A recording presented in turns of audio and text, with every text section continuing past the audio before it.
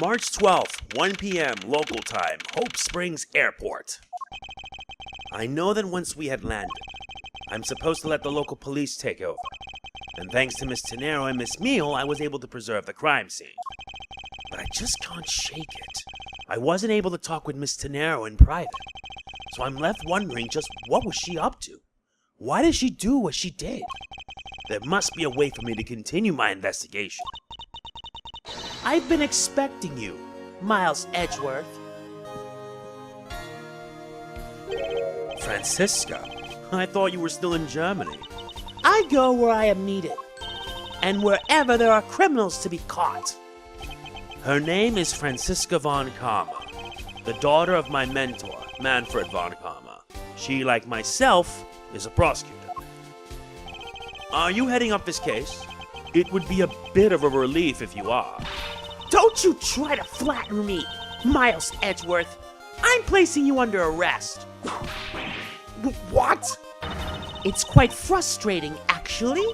I had hoped to exact my revenge upon you in a different venue, but I'll have to take what I can get. I never thought I'd see the day when a disciple of the House of Von Karma would become a criminal. Have you no shame? Wait! It has all been a big misunderstanding. I didn't kill the victim. A misunderstanding? I heard all about the murder over the police radio from the captain himself. You waited for the victim on the first floor and then beat him to death. Franziska, you honestly believe that I killed a man? I suppose I should reserve judgment until after I have investigated this for myself. I can put your arrest on hold until then. That's as it should be. Ha! I don't need a lecture on how to perform my duties from you, of all people. To be perfect in every way, the fulfillment of that creed alone is all I strive for. Well, I have my own creed which I must fulfill. So why don't we solve this together? I have to get going. The crime scene awaits. Don't you dare leave town. Trust me, I had no intention to. Detective Gumshoe! Yes, sir! Too slow. Yow! Listen up. I'm leaving you in charge of watching this man. Don't mess up, understand? Mr. Edgeworth, I'm supposed to guard him? A simple yes or no, detective. Yes, sir! Understood, sir! You just leave it to me! Miles Edgeworth, if you interfere with my investigation, I'll arrest you on the spot. Are we clear? Now then, if you'll excuse me. Really like her sprite in the HD. Good to see you again, Mr. Edgeworth, sir. Boy, am I glad to see you're okay. Thank you, Detective. I believe in you, sir. You can lean on me. I'll get you through this. I have to admit, I'm a bit curious as to what Franziska is up to. Maybe I should ask the good detective. Very well. In that case, I have a few questions for you. Yeah, sure. But first things first, there's this guy. Looking from behind, I think I've seen this man somewhere before. In Soviet Russia, world flag lunchboxes eat Jew. Found it! Lol! Ooh, I feel a weight of creative powers coming on. It's over 9,000 lols! For my next leap movie, it's gonna be the Steel Samurai, Warrior Neo Tokyo versus the World Samurai, Champion of Earth. It's gonna rock soar so many boxers! So, the Steel Samurai is finally getting a movie. Now let's talk to the detective. So how is the initial investigation going? We just shipped the body off to the coroner's office, and we're taking statements now, sir. That sounds like Franziska. She was always good at quick responses to a case. I'd say she was. A little too quick, sir. Oh? How so? I rushed on over as soon as I got word of the affair. But somehow when I got here, Miss Von Karma was already here barking out orders at everyone. It was kind of creepy, as though she knew there had been a murder or something, and had come in advance to await your flight's arrival. That is sort of odd. She did show up rather quickly and out of the blue. Plus, I still don't know why she's here in America. There must be some backstory to all this. Miss Von Karma just kind of popped up at the prosecutor's office about a week ago, sir. Something about chasing down leads related to a certain incident. No details? It's kinda top secret, so she can't talk about it even with me, sir. Knowing her, the only type of talking she likes to do is with her whip. Plus, I doubt the top secret part was what stopped her from talking to you, Detective. Although, I wonder if her case has anything to do with mine. Anyway, that's about all the info I have, sir. We should find out more as we investigate. Yes, it is high time to resume my investigation, starting with talking to the people involved in this case afresh. Yep, indeed. Well, let's move into first class. March 12th, 1:37 p.m., flight G390, second floor, first class. So you must be the captain. Why, yes, I am. And who might you be? I am the prodigy prosecutor, Franziska von Karma, and I have a few questions for you. Don't you dare, Captain. Getting friendly with another woman? I'll never forgive you if you do. What are you talking about? I only have eyes for you, my dear Cammy.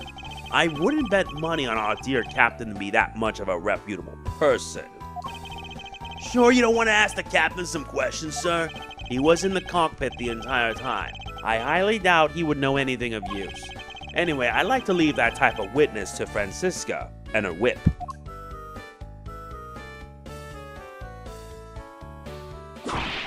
Ah!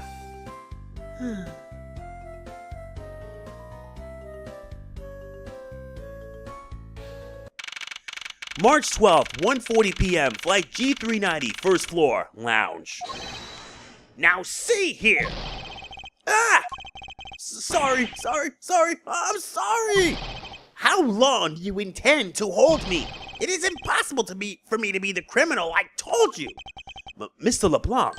Oh, it is you. Tell this man to stop stopping me from going. Time is money. I don't have even 1 second of wasteful time to spend. Alright, Bozo, you need to calm down. Did you finish taking his statement yet? Yep, all done, sir. I do not concern if you're not done examining the cargo hold.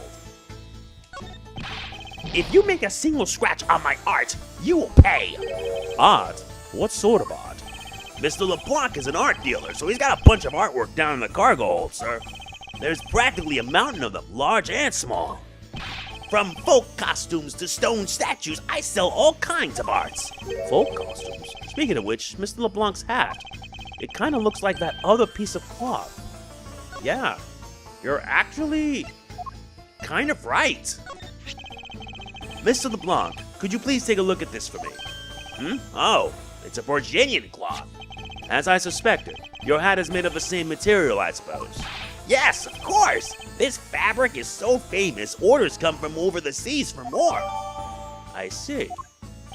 Then this is the cargo you were talking about earlier? No. My cargo this time is many gigantic. You, detective, when can I have my cargo moved? You can get your cargo back when we're done investigating, pal. The stubbornness of you police, it is no good. And it is no good that attendant refuses to exit the attendance room, too. That attendant? I wonder if he's talking about Miss Tenero. What did you mean by that attendant, Mr. LeBlanc? She was taken into the attendance room for her interview, and then they still have not come out. They make no sign of coming out either. I was finished with my own interview much earlier, quicker than her. Why is Miss Tenero's interview the only one that's taken up so much time? Miles Edgeworth, you were given free rein to examine the plane, weren't you? Yes, I was able to obtain the cooperation of the flight attendants. Speaking of attendants, I'd like to speak with Miss Tenero. I wonder if you might grant me permission to enter the flight attendants room. Before I do, you still have to clear up a few issues surrounding your own circumstances. I understand. You may have tricked those attendants with your sophisticated talking, but you can't pull the wool over my eyes, Miles Edgeworth. Testimony! Franziska's logic. Let's not complicate things and go with the most obvious conclusion. The scene of the crime was here, in the very lounge the body was discovered. From the time the victim was seen calling for an attendant until his body was found. The only person in this lounge the entire time was you, Miles Edgeworth. This unmistakably makes you the likeliest suspect. The likeliest suspect, Franziska. Do you have a problem with that? No, but it's not like you to use such vague wording. You're usually a bit more absolute. I'm simply trying to watch out for you. Or is my kindness too hard for you to comprehend? Thank you, but your leniency is unnecessary, for I will prove my innocence soon enough. If I want to continue my investigation, I'll have to break her line of logic fast. Time for the rebuttal. Let's not complicate things and go with the most obvious conclusion. The scene of the crime was here, in the very lounge the body was discovered. I'm sorry, what was it you said? The scene of the crime was here? Nah, I can prove that it was incorrect. It would appear that you did not have all the information you needed after all. And what does that mean? I found a nice piece of evidence just before I was forced to stop investigating. A piece that proves that the body was moved from a different location. The killer used this suitcase to move the victim's body, meaning that the real scene of the crime is not this lounge at all. Objection! Now who's the one rashly jumping to conclusions? Excuse me? All you did was find this piece of cloth inside the suitcase. That doesn't prove that the body was moved. It could be that the killer simply chose that suitcase as a good place to hide the cloth. I expected you would come to that conclusion. It would seem I can't escape that easily. You should know better than that. Von Karma is perfect in every way. But did you know that the killer definitely wheeled the suitcase around at some point? Objection! As if there is proof of that. Where is the proof that the suitcase was moved around? Well, we can always use these grape juice footprints. Take that! The spilled grape juice in front of the elevator. Yes, and I'd like to draw your attention to this area here. Where is the evidence that proves that the killer dragged the suitcase through here? These twin tracks right here. Take that! This mark here, wouldn't you say that it looks suspiciously like tracks from two wheels? I suppose. Further, there is also grape juice residue on the wheels of the suitcase. This means that the suitcase containing the victim's body definitely passed through here. I suppose this means that the killer didn't move the victim's body from somewhere else. I'm glad you've come to your senses. Objection! Not so fast. This still doesn't put you in the clear. Not by a long shot. Argument. Franziska's logic, part 2. You prepared yourself and acquired the piggy bank before the plane hit that turbulence. And then you waited for the victim in the lounge where you beat him to death. Then while you were in the elevator with the victim's body stuffed into the suitcase, the plane hit that patch of turbulence and out flew the body from within the suitcase. With no way out, you hastily put the suitcase back where you had taken it from, and pretended to be the discoverer of the body. Not a bad bit of logic for something you thought of on the fly. Just what are you insinuating? That I will show you exactly how flawed your logic is. No matter how strong of a face you put on, not even you can hide your fears from me. I'll expose the flaws in her logic in one fell swoop. And we know exactly how. You prepared yourself and acquired the piggy bank before the plane hit the turbulence. Here's the thing. I did not. The fact that you took this piece of evidence into account in your testimony is to be commended.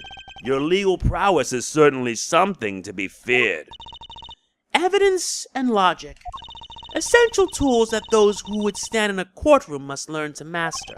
But what if there was a fake piece of evidence thrown into the mix? A fake? This Captain Hugo piggy bank is just such a fake. It is not the real murder weapon. What? The timing of when the bank was taken from the shop is important, and it was taken after the turbulence had occurred. But then, what about the blood on the bank? What do you make of that? I assume it was added after the murder when the killer fabricated this weapon. Looking at it this way, the killer basically did 3 things after the turbulence. After exiting the elevator, the killer brought the suitcase to the shop and left it there. Then the killer proceeded to pick the bank up from off the floor and took it to fabricate a fake murder weapon by hitting the victim on the head. Finally, the victim's wallet was planted on my personage, in my pocket to be precise. Everything was done so that I would be framed for the murder of Mr. Abby Hicks. You there! Yes, ma'am. Other than this piggy bank, was anything else resembling a murder weapon found? We didn't find anything in this lounge or in the shop that could be used as one, ma'am. Most of the items that could have been used were broken during the turbulence, and the remaining items all tested negative for any trace of blood. I see. Well, Miles Edgeworth, it appears your stall tactics are at an end. But it's possible that it's just hidden somewhere, sir. Eh. If the criminal had wanted to hide the weapon in a safer place, I think the weapon would have been hidden in the same place as the bloody cloth. Exactly what I was thinking. Because the cloth was hidden inside that suitcase, it signals to me that the killer had not prepared a more secure place to hide the evidence. Which means that the real murder weapon is either still on the murderer's personage, or is still at the real crime scene. Objection! There is one more possibility. And that would be That the piggy bank is in fact the real weapon. but didn't we just... Let me finish. The killer took the bank out from the display case before the turbulence by opening the lock on the display case door. And it was at that time that the glass pane in the door was broken. I'd say that's a perfectly reasonable line of reasoning, wouldn't you? Let's see. So that means that the killer had the key to the display case. Franziska, the person you're talking about. Not so fast. I'm not finished. The person I'm talking about also committed another sin. She tricked the captain and granted you permission to conduct your investigation. Yes, it is the sin of lying. Speaking of which, I recall that you also wish to speak with her. Yes. Very well, permission granted, but only if I can sit in on your interrogation. Do we understand each other? I have no intention of interrogating her, but you are welcome to accompany me if you so wish. Miss Tenero is in the flight attendant's room. Let's move.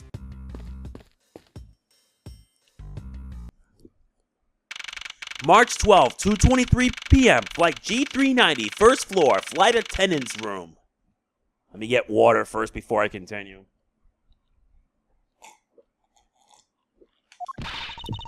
So you're the one that poked around inside this plane without the captain's permission.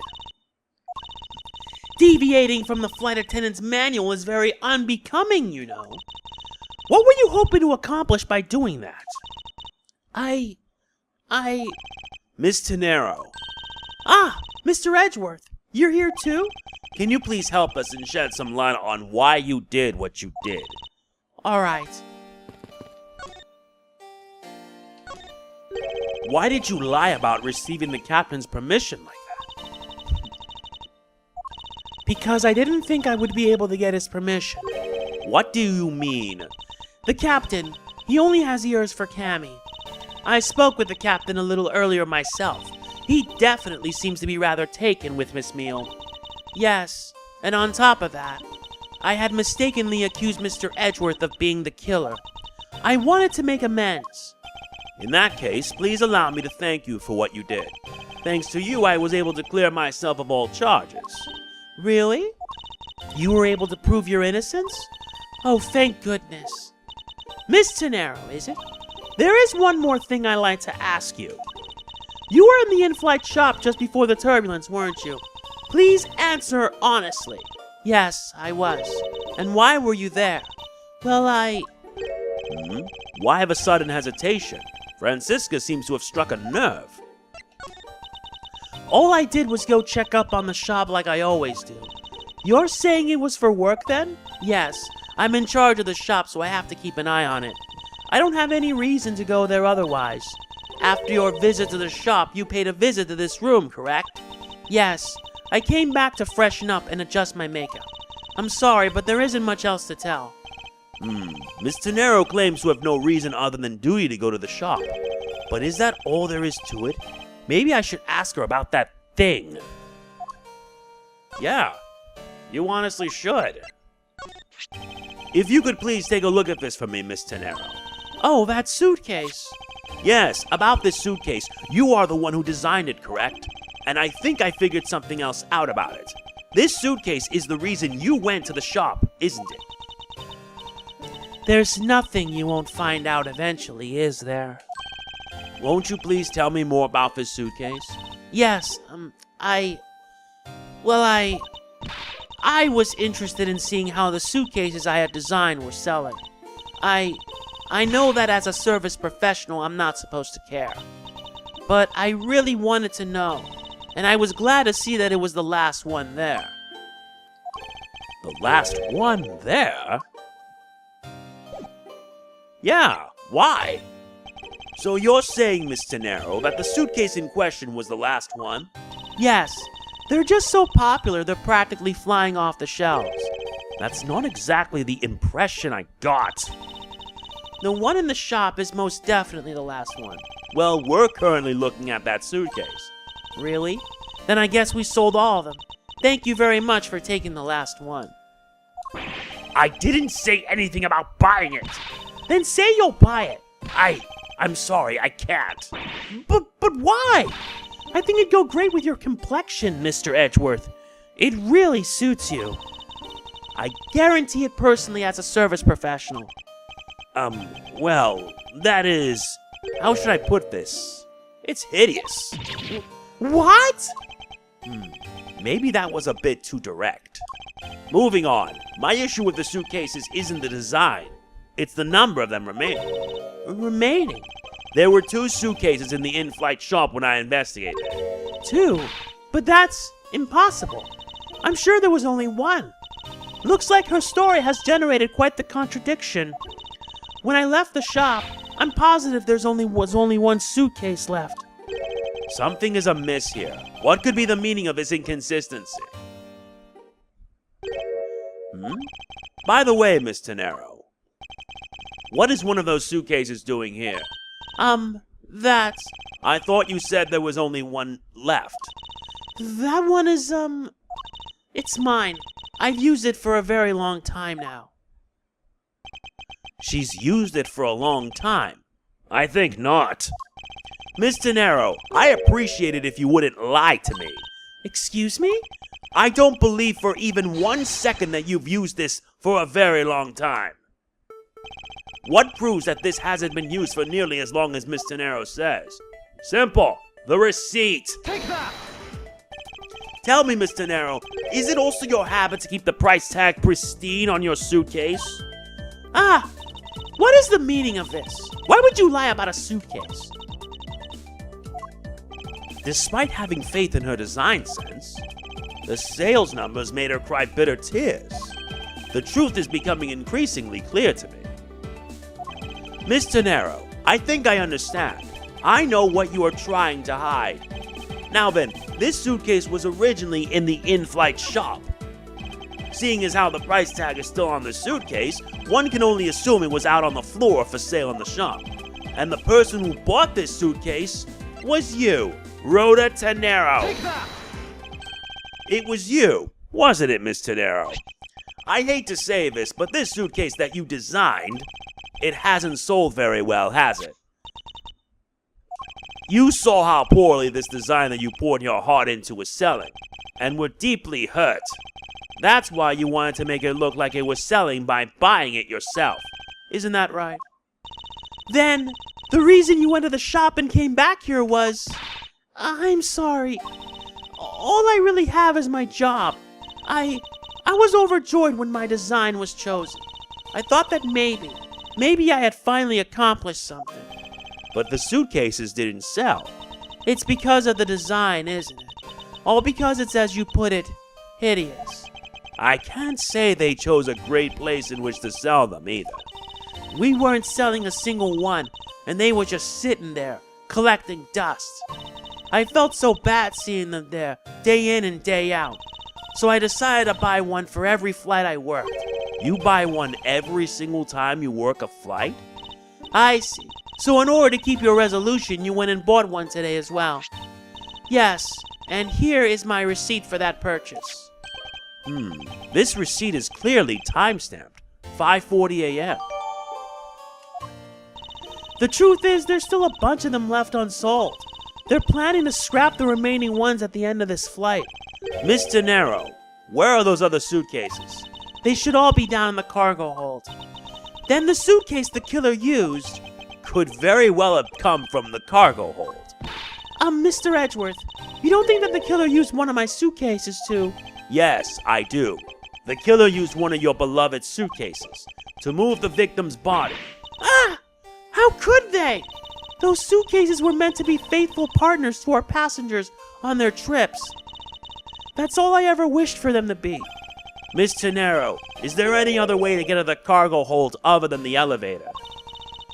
The only other way is just through that door there. And what about security? That door has no special lock installed because just to enter this room, you need a special keycard that only crew members have access to. Which means that the culprit is someone who can enter this room, eliminating the passengers and leaving only crew members as potential suspects. I can't believe it. Yes, Franziska? Going on these wild goose chases, you're a disgrace to the Von Karma name. And what do you mean by that? The suitcase came from the cargo hold.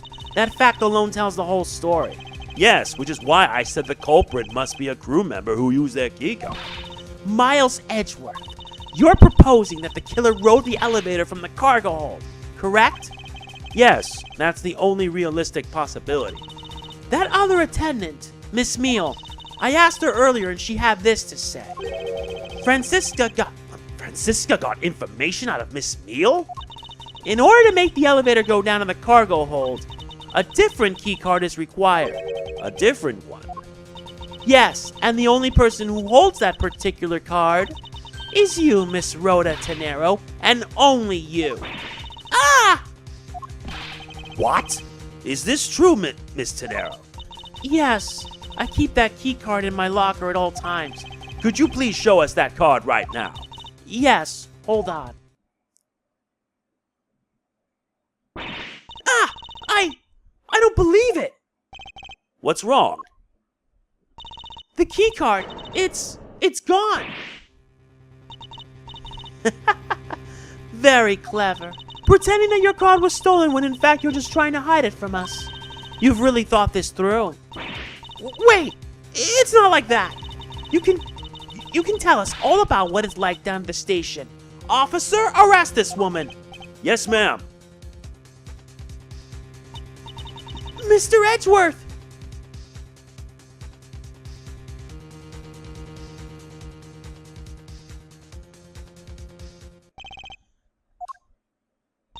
What's wrong?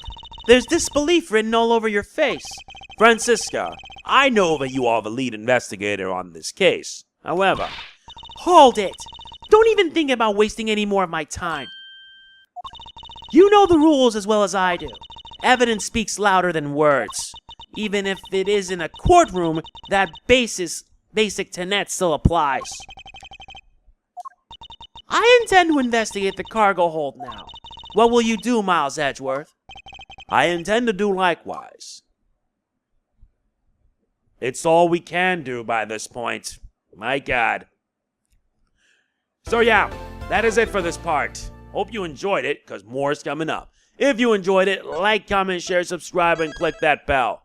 I will see you in the next. This is MegamanNG signing off. Peace out. Product provided by CAPCOM.